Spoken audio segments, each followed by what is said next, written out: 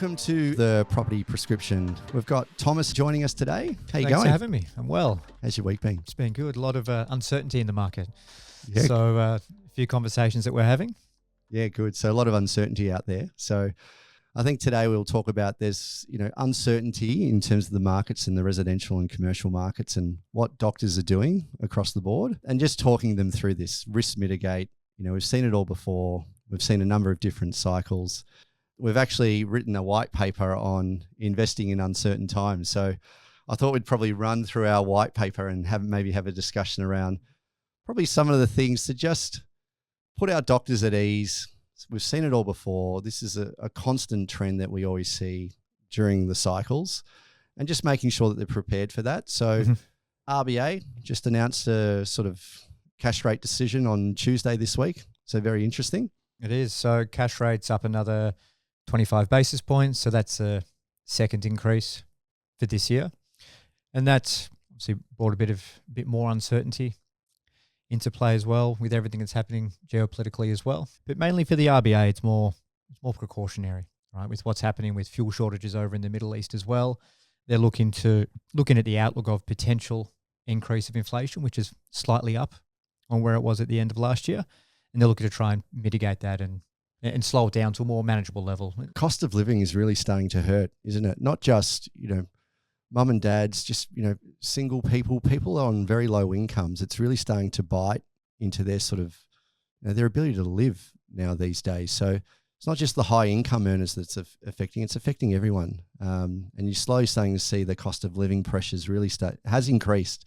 It has increased. And that increase of inflation or the increase to the cost of living, it does affect everyone across the board as well. And we've seen that over the last couple of years as cash or credits starting to become a little bit tighter with the increase of the cash rate. And then people's savings is also becoming tighter as well. So what was saved, those savings that had increased through that COVID period without travel and people spending more time at home, we're starting to see clients' cash positions just start to dwindle a little bit more. It's interesting what happens to travel as well, because people can't actually get, in terms of you look at the cost of airfares at the moment, getting around the world, like it's doubled and tripled in some areas, unless you're flying through Singapore or Hong Kong. But to get to Dubai now, prices have gone through the roof lately, haven't they? Absolutely, with the shortage of fuel that we're seeing. So we'll talk about sort of some of the white paper discussions that we have with our doctors all the time.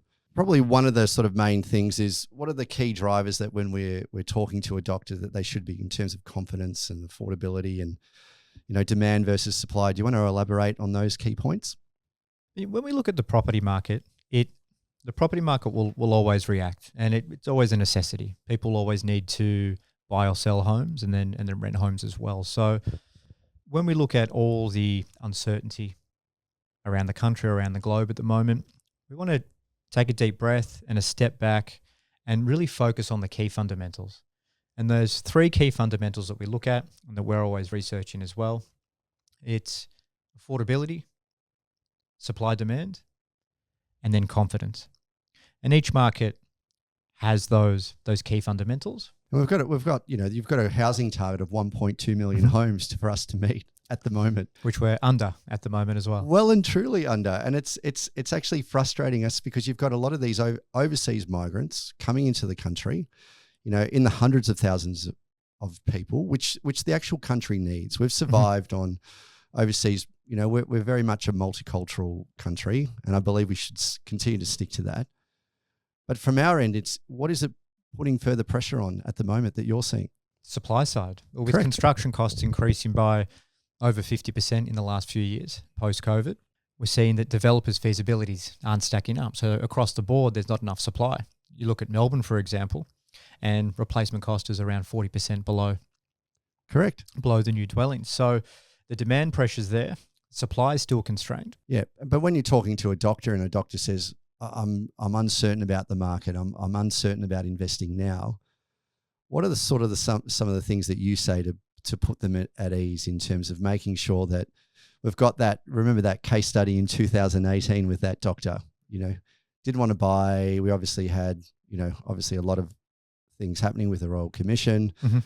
And we told that doctor to go and buy that Brisbane house. And we've actually put it in the white paper. And what happened to that Brisbane house in Paddington? Well, from 2018 until now, that doubled in value. Correct. Right, pure capital growth from the increase of the land. There was no renovations done at all. It was the increase of that asset. And so when you look at time in different markets, there's not always the right time.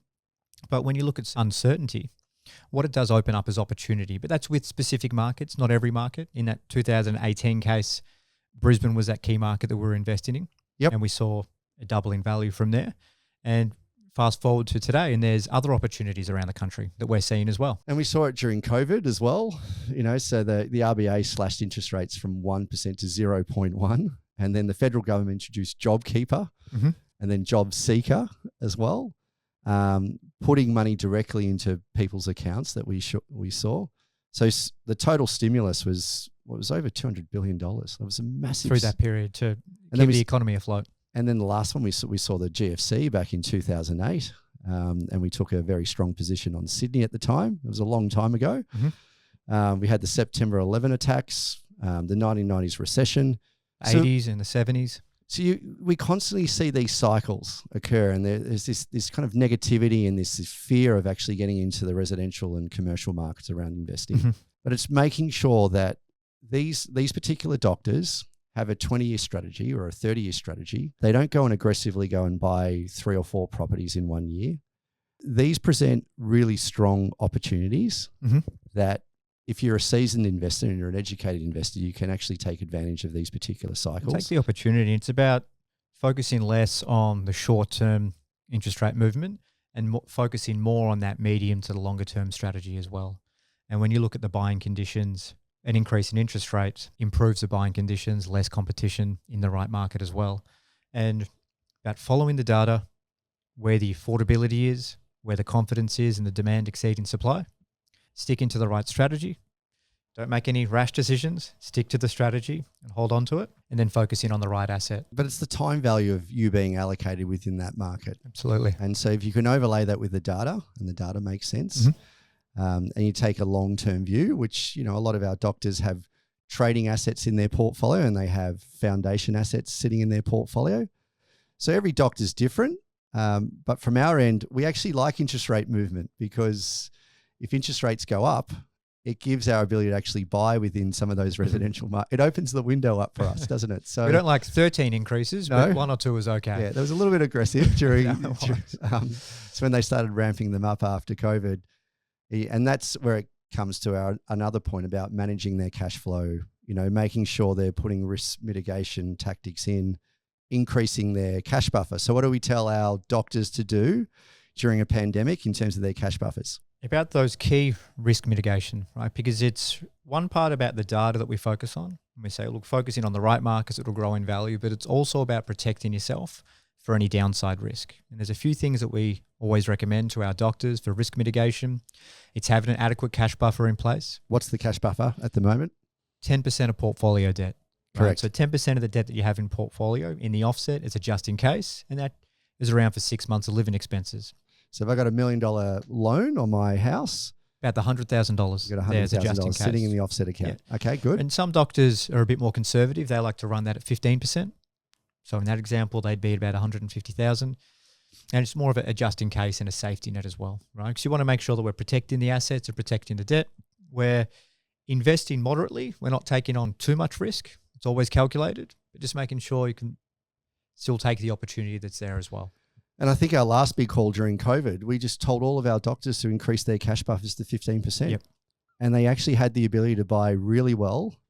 They allocated a lot of that investment into Perth and into Adelaide. We saw a lot of investment activity there. Into Brisbane as well. Brisbane. And they did, those doctors that took a position in those markets have done very, very well. And now we're selling out of some of those assets in Perth at the moment currently, paying down some debt on the family home. Some of those doctors are now looking at commercial investments or blocks of units or larger assets. So over time, we just increase the asset quality that we have for that particular doctor. And it's working really well, but it's a long-term play. It's a long-term play. It's not about rushing. It's taking that medium to the longer-term view as well. And with the uncertainty, the key fundamentals will remain the same. We might see a short-term drop in confidence, which increases the buying conditions. But if the market's still affordable, The demand is exceeding supply in that particular region as well. I think it'd be really good to talk to the listeners around sort of why property values increase over the long term and what are the sort of drivers of that. So we talk about population growth, and obviously we're sitting at a population of what now 27 odd million people. So that's risen from what in 1980, do you know how many people we had back then? 15 mil. 15 mil. Yeah. And so we've currently grown at a population rate of around 1.4%. So we're continuing to grow. And do you know what's going to be in 2035?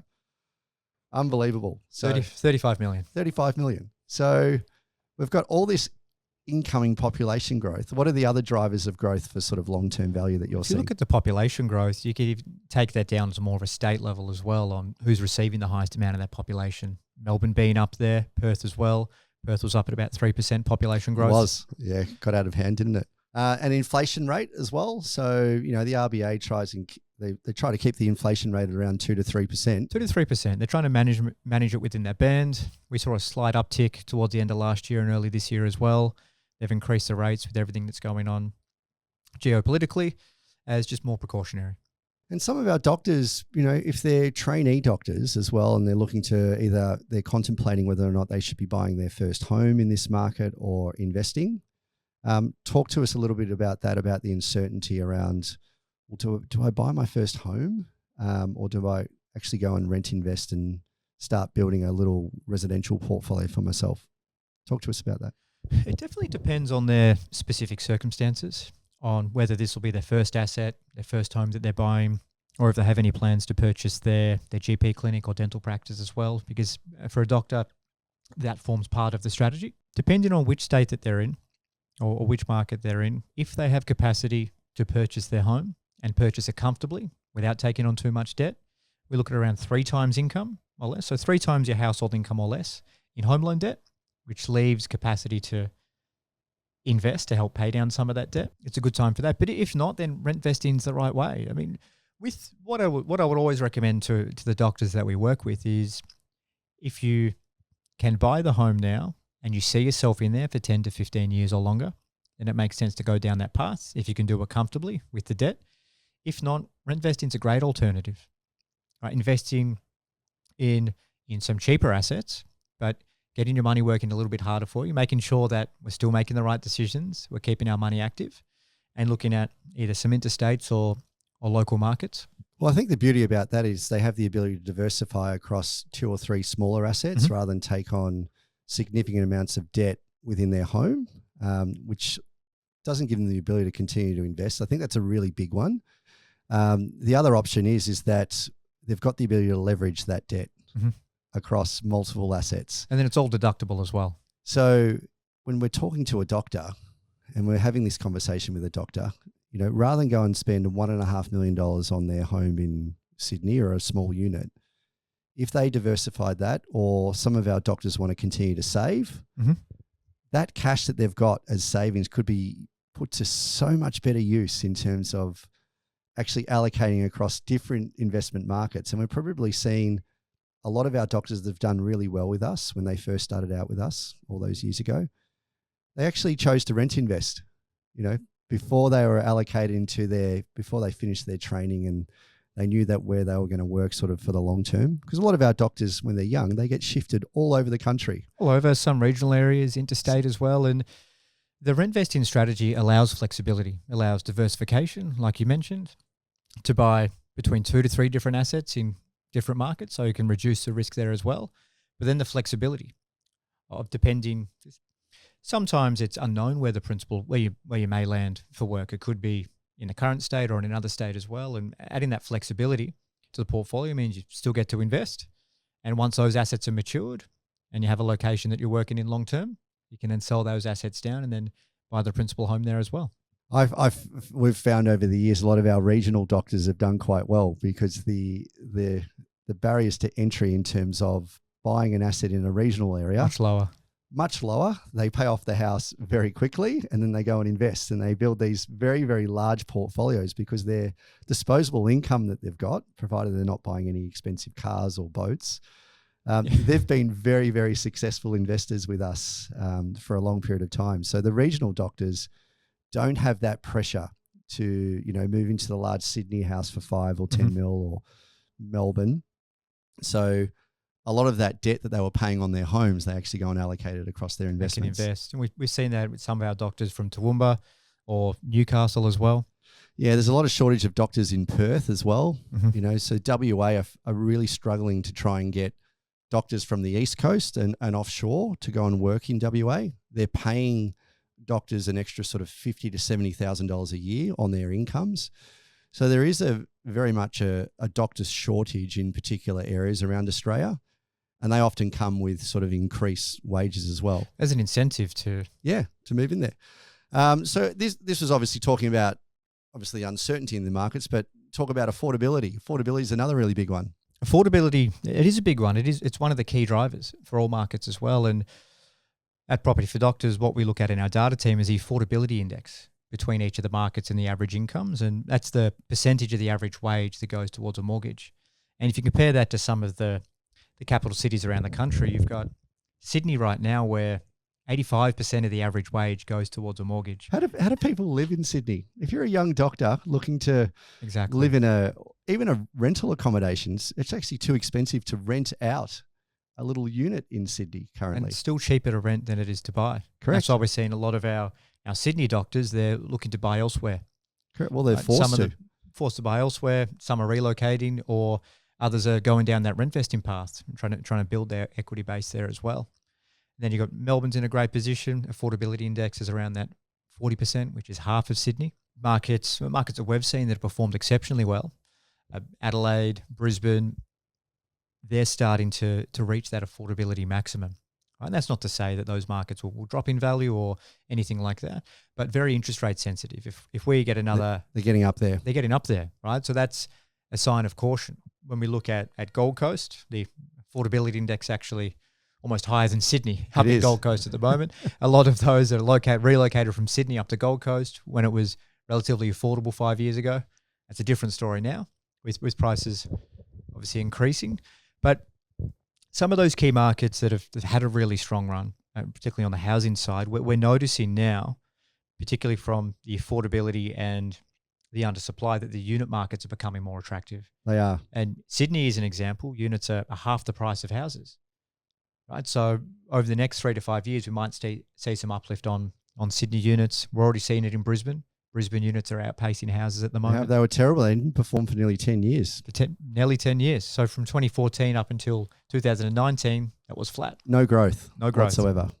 And the data was suggesting that I was starting to show value back in 16, 17. And we obviously started buying blocks of units for some of our doctors, and there was no growth for the first sort of 2 to 3 years. And all of a sudden, the price of housing became unaffordable for young first home buyers. And then what it actually costs you to replace that unit, to rebuild it, in the cost of construction increased. There was a fantastic sort of replacement value discussion with those units. And then what happened to the values? They did quite well. They're up about 80% in certain pockets. I think that's a really good point when you look at the timing for a strategy. And growth is never linear. It might start in the first year. It could happen gradually all the way through, or the growth may be in the back end of there. But it's just important to take that time frame, whether it's a 5 to 10 year time frame or taking more of a long-term view, and just sticking to the strategy. And diversification is key. So a lot of our doctors that have done really, really well over the years, you need to go and buy more than 3 properties. That is the goal. Because if one asset doesn't work, you've got the other 2 often. And even looking at the cycles and a lot of our doctor portfolios, they've had assets there that haven't performed for a 2 to 3 year period. There's been no growth. But the other 2 or the other 3 they have performed, have really complemented. So I think really having that diversification across all the capital cities and population centres above 100,000 people is really, really important when we're sort of starting to build a doctor's portfolio. Well, it minimises land tax in different states, and then also spreads out market risk. Yep, absolutely. All right, we'll finish it off there. Thanks, Thomas. Thanks for today. That was great. Perfect. Thanks for having me, Phillip.